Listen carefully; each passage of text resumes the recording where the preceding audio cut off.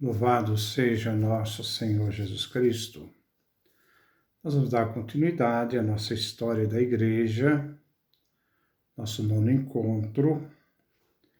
Trabalhar os temas dos saduceus, fariseus e a relação de Jesus com os fariseus.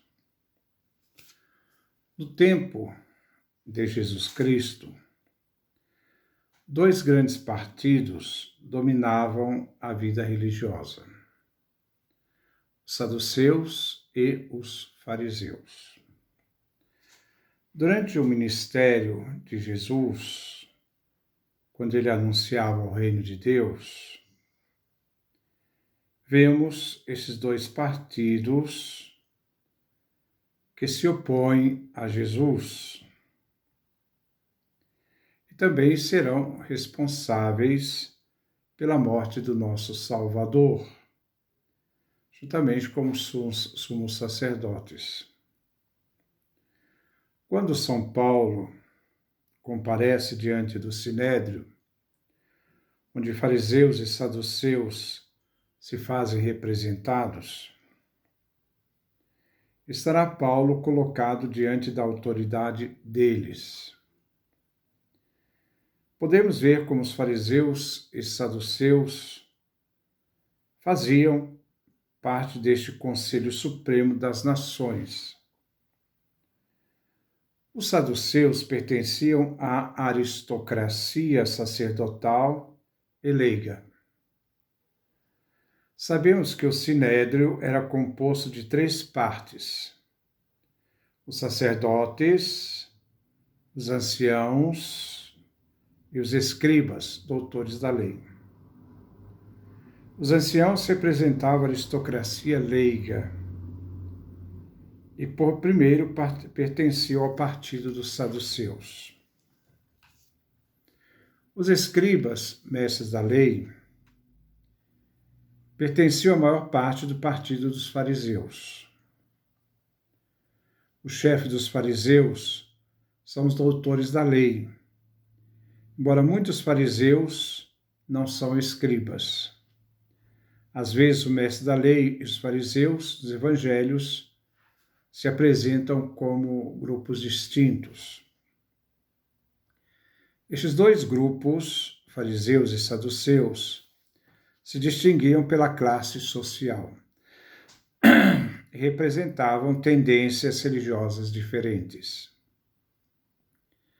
Os saduceus, que pertenciam à descendência dos filhos de Sadoc, sacerdote no tempo de Salomão, compreendiam também leigos nas suas fileiras. No primeiro século, os sumos sacerdotes, a maior parte, a família, não era formado por saduceus. Os saduceus foram depostos no tempo dos Macabeus e depois substituídos pelos asmoneus, que foram colocados ali pelos Macabeus como sumo sacerdote. Estes eram parentes colaterais dos saduceus. Os saduceus eram considerados pela importância exclusiva com a lei Torá escrita. Eles só observavam a lei Torá escrita. Diferente dos fariseus, que além da lei escrita, a Torá, colocavam uma lei oral, que Moisés transmitiu à sinagoga, que deu origem às tradições dos antigos do tempo de Jesus. Nós podemos ver isso em Flávio Joséfo, na sua obra Antiguidades Judaicas, livro 13, capítulo 10º, parágrafo 6. O livro 18, capítulo 1º, parágrafos 4 e 16. Os saduceus rejeitavam a fé na ressurreição, como os vemos no Evangelho de São Marcos, capítulo 12, versículo 18. Nos Atos dos Apóstolos, capítulo 23, versículo 8. Flávio Joséfo nos informa no livro das Antiguidades Judaicas, livro 1, capítulo 4 e 16, livro 2, capítulo 8, 14 e 166, onde eles rejeitavam os anjos.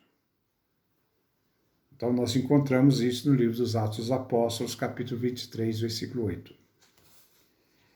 Eles são acusados de serem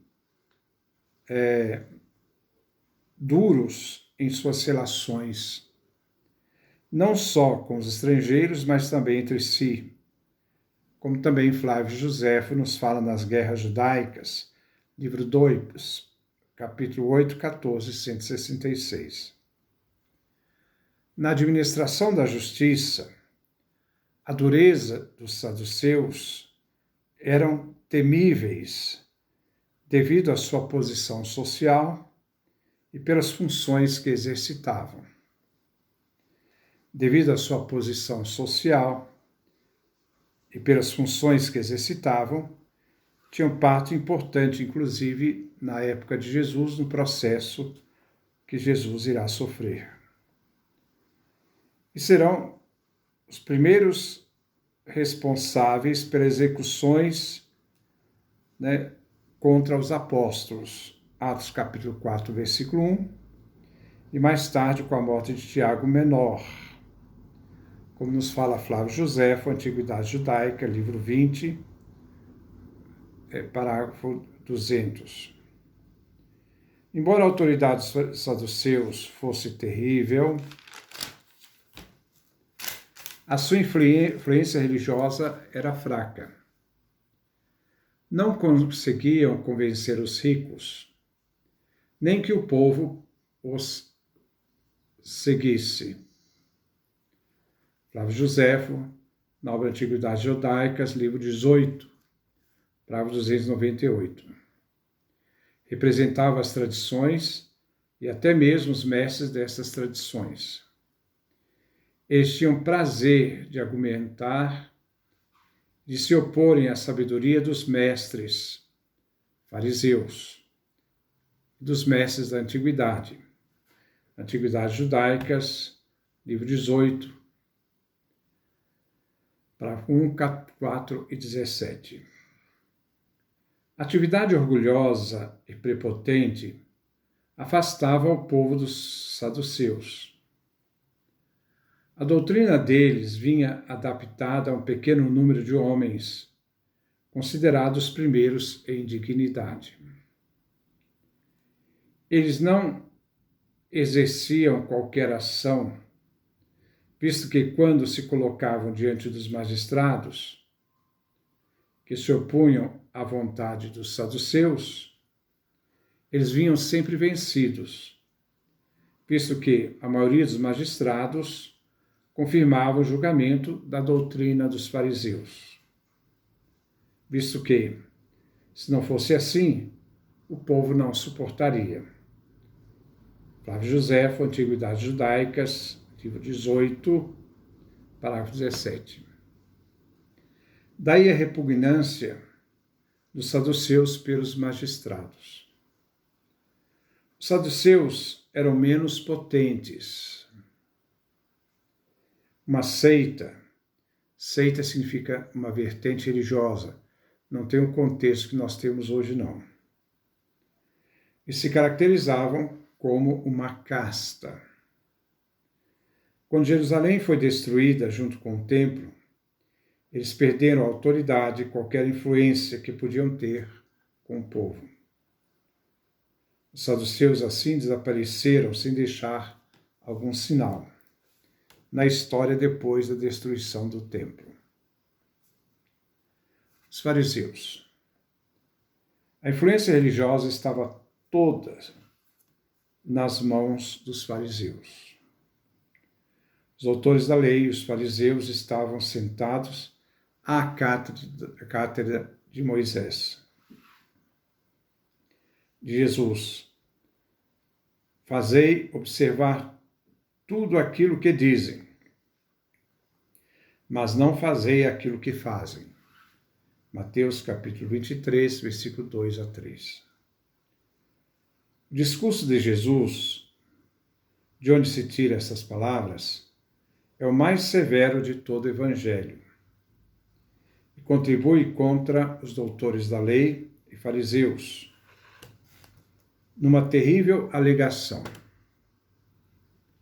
de manipulação religiosa. Embora Jesus defenda a autoridade deles, os fariseus abusavam desta autoridade. Para Jesus, se devia evitar o abuso, mas não uma rejeição por inteiro dos fariseus. A cátedra que seguem os fariseus é a cátedra de Moisés.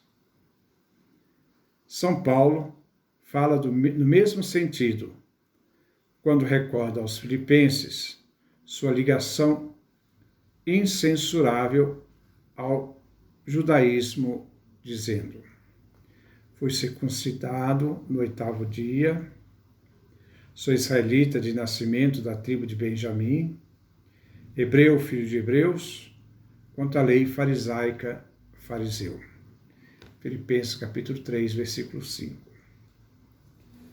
A história evangélica nos diz como os fariseus se colocaram a serviço do ódio para impor sua influência. Assim, eles perderam também o povo. Vemos que é uma época de profunda crise naquele tempo de Jesus. Eles serão os doutores da lei, a maioria, mas também serão rejeitados pelo povo. A autoridade que gozam os fariseus no tempo de Jesus não vem do seu nascimento, nem da função exercida, como acontecia com os saduceus, que era a classe rica. Mas os fariseus são recrutados de toda classe de povos.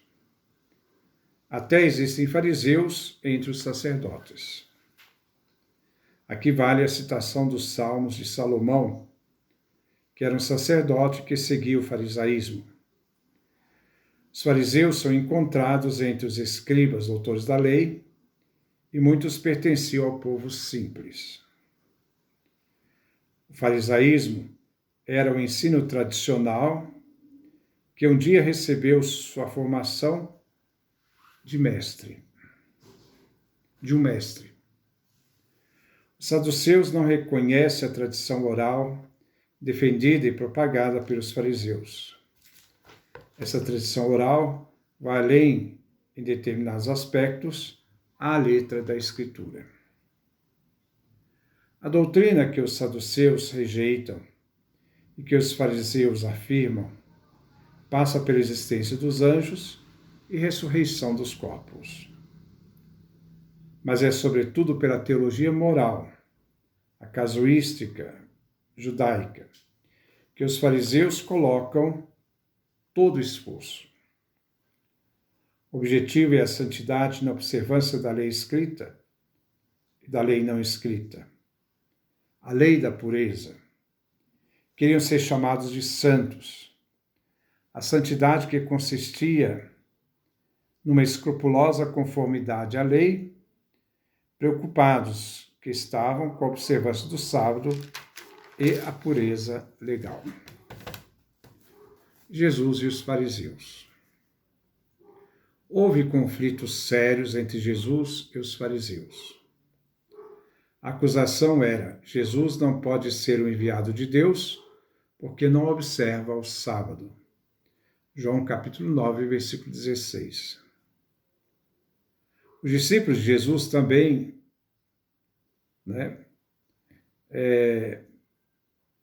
violavam o sábado quando recolhiam espigas em campos alheios. Marcos capítulo 2, versículo 23 a 28. Para os fariseus, colher no dia de sábado é proibido pela lei. Afirmavam: no dia de sábado não se pode cortar um ramo, nem uma folha, nem colher algum fruto. Fílon de Alexandria fala isso na vida de Moisés, capítulo 2, livro 2, capítulo 4. O paralítico da piscina de Betesda, que no sábado carregou sua cama, João capítulo 5, versículo 10, foi acusado de fazer um ato proibido no dia de sábado. Jesus também violava o sábado, curando enfermos neste dia. Marcos capítulo 3, versículo de 1 a 6. No tempo de Jesus, alguns fariseus eram bem severos quanto ao sábado.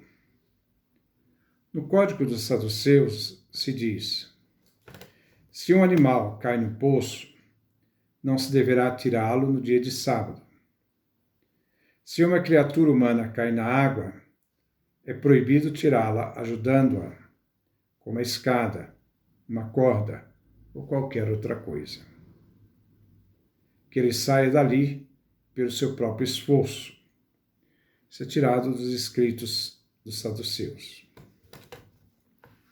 Sobre a questão puro e impuro, o conflito é mais grave e profundo.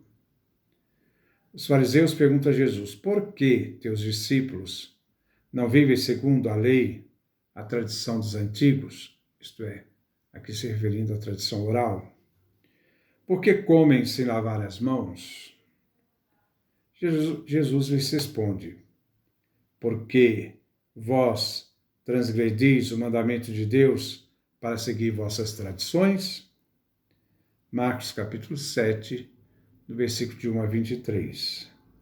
Mateus capítulo 15, do versículo de 1 a 20.